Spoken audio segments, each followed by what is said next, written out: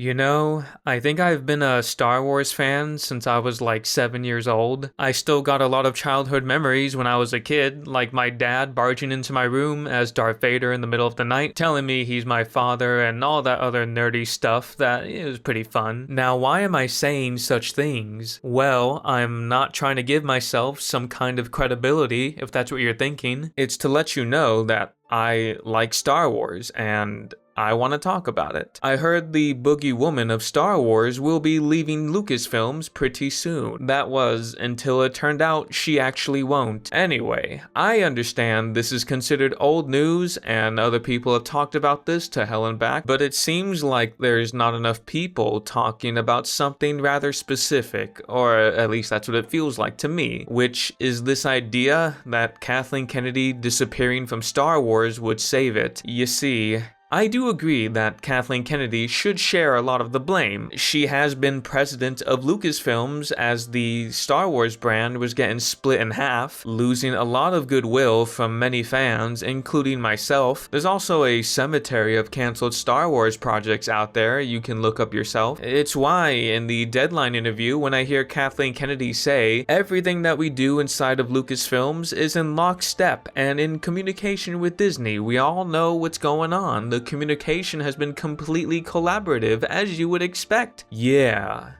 I don't believe you. I don't even need any kind of outside information to know this is not the case. All I had to do was watch the movies and shows. I know damn well you're bad at your job. You wore the cringe t-shirt, which, ironically enough, thanks to the Acolyte, the Force might actually be male instead of female. I'm just saying. Alright, with the jokes put aside, Star Wars has been in the shit for far too long that, unfortunately, it has a deep-rooted problem, and that would be the writing. This is something that I don't think you can hold Kathleen Kennedy to be fully accountable for, aside from maybe putting certain people in charge of handling certain projects, I guess. But let's take a look at The Mandalorian briefly, since I can't really prove my point without being critical of things like Mandalorian. I've always believed The Mandalorian was mid to maybe slightly above average whenever it started. I still enjoyed it. There were things I liked about it. It's a pretty good looking show, that much I know for certain, but season 1 wasn't any kind of masterpiece, and The Mandalorian got progressively worse whenever they continued the story. Like, the second season, it didn't feel like it was focusing on Mando's story. It was more interested in doing like a Freak of the Week style season. Mando shows up wanting to progress his mission, but some nonsense happens which prompts him to go on a side quest that halts his story with Grogu. Along with any convincing character development, the second season was too focused on plot and looking cool with its visuals and its fight scenes that we did barely anything for the characters. A lot of those fights, mind you, were also not really fun to watch. I don't know about you, but I just don't see what's fun about watching the Empire be incompetent. It just felt like they were more interested in using season 2 to advertise other TV shows. Here's Bo-Katan, here's Ahsoka Tano, here's Boba Fett, Luke freaking Skywalker. I just really wasn't a fan of the execution. I came here to see more of Mando. I was hoping they would flesh him out more along with his backstory. Grogu isn't really a character in my eyes. He literally has no character. He's basically a pet that is used to get cheap reactions out of the audience, which on its own is not a bad thing, but if this is all, if not mostly, what they do with Grogu, then it's not exactly compelling, is it? I guarantee you if I ask most people, like, hey, what do you like the most about Grogu? How much you want to bet the majority of what you're gonna hear is that he's cute and he uses the Force. Hey, it was cute when he played catch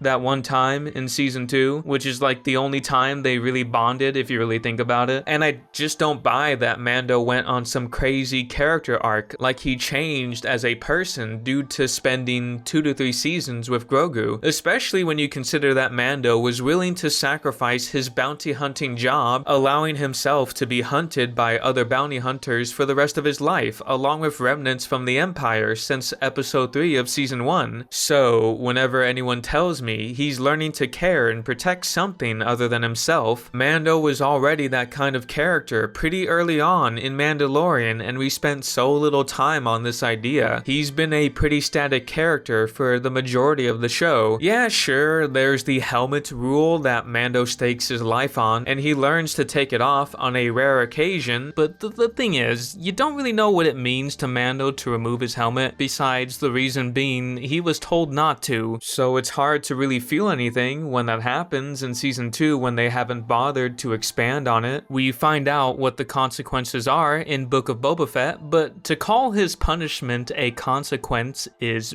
pretty sad. Forge Lady won't assist him anymore, unless, you know, he goes to Mandalore to take a dip in some water, but he's allowed to keep his Beskar equipment, so what's the real downside? He can still do his bounty hunting job. I just don't get it. Like, why does this rule exist? Where did it come from? All these things I take issue with Mandalorian just really tell me they had no plans for Mandalorian, or at least any good ones. Whenever we got to Book of Boba Fett and Mandalorian season 3 was when it was clear to me they definitely have no idea what the hell they're doing. We had like this pinnacle moment where Mando says goodbye to Grogu in the season 2 finale, only for 2 seasons of Mandalorian to be almost entirely made irrelevant in a show that isn't even supposed to be about Mandalorian. Just why? Why spend 2 seasons looking for a home for Grogu to keep him safe, only for him to come back to Mando? What was the point? And then season 3 was downright horrendous. Like, where do you even begin? There were so many bizarre choices, a story with shit dialogue, bland fight scenes that all just take away any cool factor you had for the Mandalorians. It's funny how I spent like, I'll just say a minute asking questions and talking about the helmet rule, you know, only for season 3 to just completely throw that out the window in the end. It meant literally nothing. It was just there to facilitate drama, and it was pretty silly if not funny sometimes, but for the wrong reasons. It's like in season 1 we established the Empire has Beskar. Mando received it as payment for handing over Grogu. He, along with all his homies, should know that, so why did we bother trying to make the reveal that the Empire is on Mandalore a surprise? Did no one else just find that suspicious that the Empire has Beskar? Why isn't anyone keeping tabs on Mandalore? I get they said the atmosphere was poisoned, but you can still walk around there. Why was this place devoid of any plundering from other factions when it has Beskar? And how could Bo-Katan have not seen any Empire activity here despite being so close by? The Darksaber plotline was stupid. Bo-Katan really managed to get her fleet under her command again because Mando basically said, "Trust me, bro, she earned it." Dude, I'm sick of the Darksaber now. I'm half annoyed but also half relieved that Moff Gideon destroyed it with his hand, even though that should not be possible, but, you know, whatever. Speaking of Moff Gideon, it's funny that this is the 3rd time he somehow returned, like he's a Pokemon rival from Mando. He also acts like a clown villain to top everything off. The way they handled Grogu in this season was definitely more of the same, but just worse. It is so funny that Mando was made a side character in his own show, as if his character wasn't featured heavily for every season of Mandalorian. I have a lot of things to say about Mandalorian, as you can tell. I really wanted to like it, but I didn't. However, that is not the main point. I'm trying to establish that Mandalorian is not good. It was perhaps okay when it started, then it started to take a nosedive, so now I present the question. Is it fair to blame Kathleen Kennedy for everything bad that happened with Mandalorian? You could spend some time thinking about this, or you could just look up who wrote the majority of the show, which would be Jon Favreau and Dave Filoni. Jon Favreau being the showrunner for all of Mandalorian. What's the easiest thing you've seen people criticize the most about Mandalorian Season 3?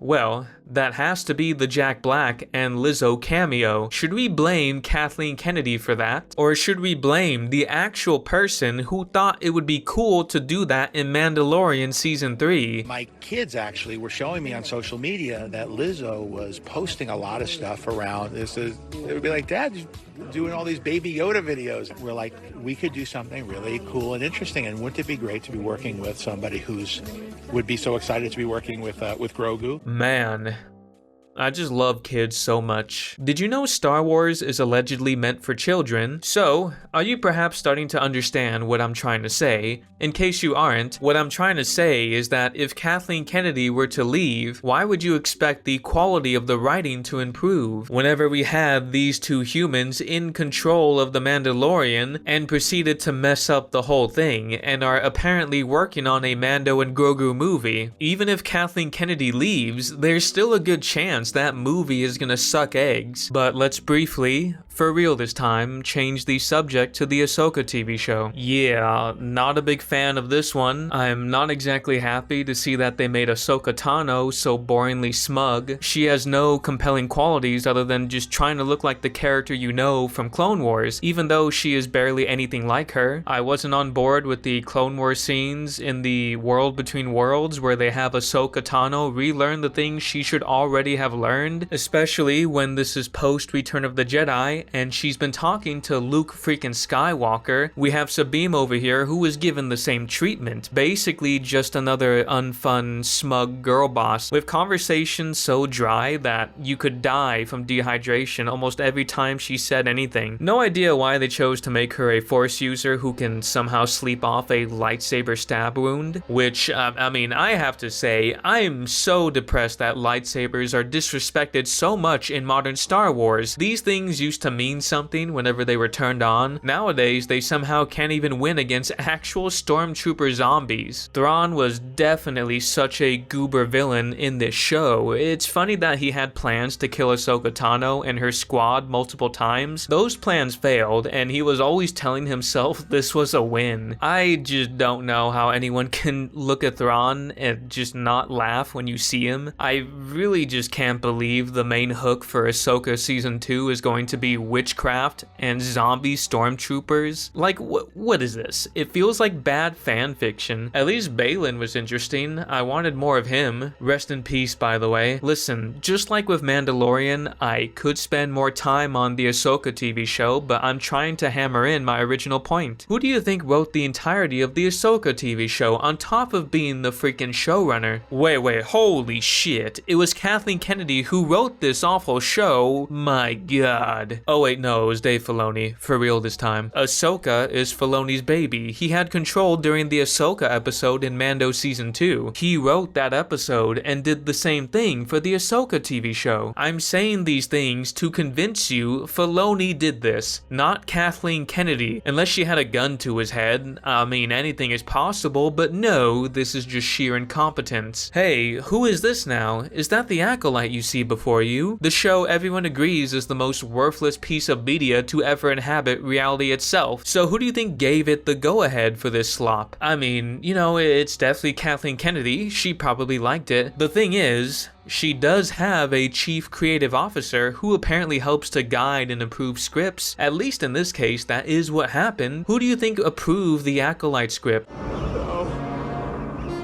It's not true. That's impossible. Okay, just to be clear, this is not a Dave Filoni cannot write, fire his ass video, even though I do think this guy needs to be regulated. I don't think he would make a good leader to take over Lucasfilms if he couldn't even say no to the Acolyte script. I'm also kind of sick of hearing Star Wars fans talk him up like, dude, Dave Filoni, he's the guy. No, I don't feel the same way at all. Plus, I mean, isn't he already in a prominent position of power anyway? I understand the Clone Wars was where I think everyone got this idea that Filoni is good at his job, but honestly, I'm starting to question how much of Clone Wars I really liked back when I was watching it. I suppose what I should be saying is that regardless if Clone Wars was good or not, Mandalorian and Ahsoka is the shit Filoni is doing right now, and it ain't good. Just like how Favreau made Iron Man 1. Look at what he's doing now in Star Wars. I have barely any faith in the Mandalorian and Grogu movie, which is due to the poor piss writing, and that it's starting to delve into the realm of the sequel trilogy. Something I wish they would stop trying to explain and make work. Who the hell is excited to see more of the New Republic and see it lead into the sequel trilogy? Anyway, we have the Kenobi TV show, which, don't even get me started on how they assassinate Obi-Wan Kenobi's character, having Darth Vader dead to rights and just walked away from him. I hated the characters, I hated toddler Leia's role, I hated the cinematography. The way they shot Obi-Wan chasing Leia in episode 2 was pathetic. I hated Reva and what's-her-face, the person who slaps the stormtroopers on the head. I hated how the majority of these characters were portrayed as more intelligent and way more put together than Obi-Wan freaking Kenobi. This show was foul. It can't even exist in continuity with the original trilogy. It never should have happened. Thank you so much, Deborah Chow, or however you say your freaking name, for directing such a masterpiece. I mean, what else we got here? The Han Solo movie that I don't think anyone even remembers. Aside from the horny civil rights robot and the Darth Maul scene that really amounted to nothing. What else? We got Book of Boba Fett, a show no one liked. Good lord. I hope all you Cad Bane fans were extremely happy with the ending of this show because I thought it was really funny. A lot of these projects were done by people who aren't even Jon Favreau or Dave Filoni. But you know what?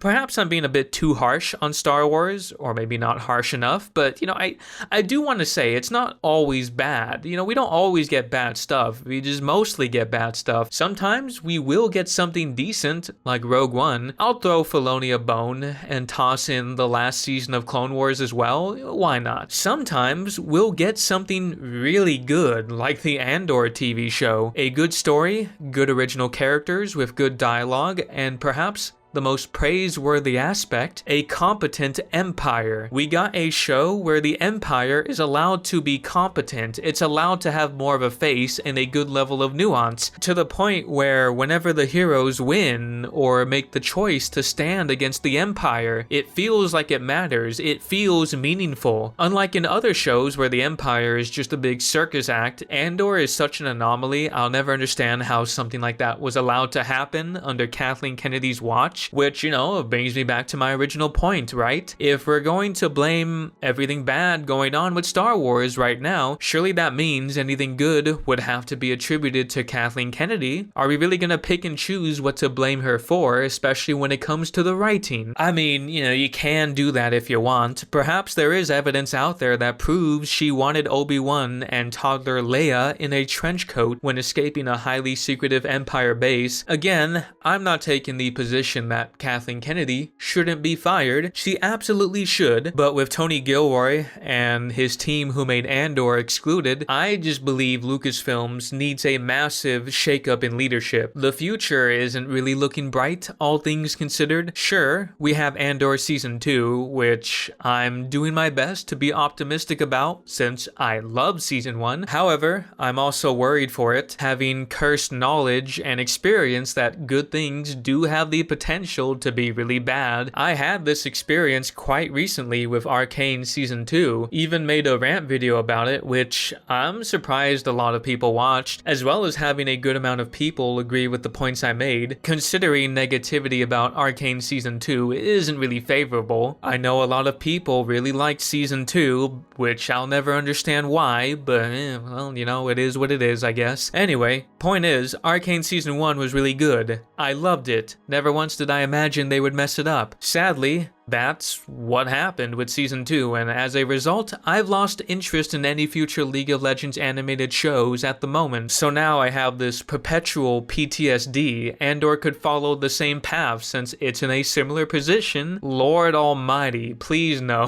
Please no. So yeah, there's that. We got the Mando and Grogu movie, which is confirmed to be releasing over a year from now. We got the Ahsoka show Season 2. Yeah, that's gonna be fun, I guess. Not exactly looking forward to the New Republic goobers versus zombie stormtroopers. Like, who the hell's excited for something like that? There's a fucking Rey Skywalker movie happening. Why? Just why? Yeah, this is Star Wars. It's in pretty bad shape. I'm starting to ramble now, big apologies. Look, I just loved Star Wars growing up, dude, and I've always wanted to share my overall thoughts on it, despite if someone finds my opinion distasteful, but, I'm not gonna lie to myself, this is just how I feel about modern Star Wars. I may not have read the books, but, I still watched a lot of this growing up. Even if it wasn't great whenever we got the prequel movies, it was still leagues better than where it is now. It didn't need to appeal to broader audiences like Kathleen Kennedy set out to do. It was already a cultural phenomenon that was loved by a lot of people. All we really want is good things, good stories. That's why in the case of Star Wars, the word of mouth surrounding Andor is really good. Just remember, Kathleen Kennedy may have greatly contributed to taking Star Wars in a very unappealing direction, despite how she wants to claim otherwise. However, it's not gonna end if she disappears from Star Wars. I could be wrong about this, of course, but from what I've watched and heard, I can't help but feel like I'm not wrong about this. Anyway, that's enough out of me. Just a mere mortal sharing my thoughts on a franchise I like. Now, if you shall excuse me, I'm off to work an extra shift at my real-life job so I can afford the Nintendo Switch 2.